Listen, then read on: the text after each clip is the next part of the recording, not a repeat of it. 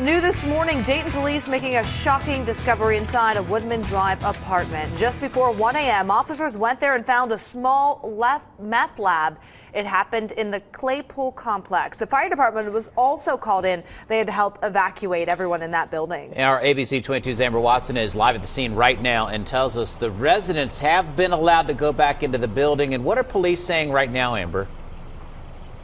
Good morning. Well, this investigation is still ongoing, and the fire department tells us that this building is now safe after defusing that meth lab, and the residents were able to go back inside around 2:30 this morning. And the district fire chief tells us that around 50 to 60 people were told to leave their apartments after that meth lab was found in one of the apartments. An RTA bus was brought in so the residents wouldn't have to stand out in the cold. And we spoke to one resident who tells us before police arrived, he saw 3 people go into the apartment. Then a short time later, 5 police cruisers showed up and 2 people were taken out in handcuffs. Now, we also spoke to the apartment manager at this complex, and she tells us in the last few weeks she saw a lot of suspicious activity at the apartment and has tried to get the police involved. I followed her on camera numerous times in the past 2 weeks.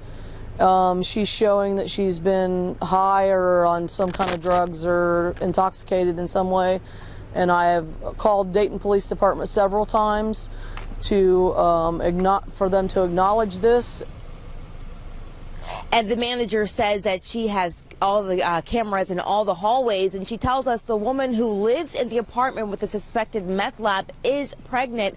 And the district fire chief tells us that this meth lab was small, but it was still highly dangerous. And I'm still working with Dayton Police to get it. We're still working on contacting them to get an update more. But the apartment manager tells us that the woman was not arrested. In fact, she was allowed back into her apartment after that meth lab was found. But coming up in the next half hour, you'll hear more from the district chief as he explains how dangerous this could have been. For now, reporting live in Dayton, Amber Watson, ABC 22 News.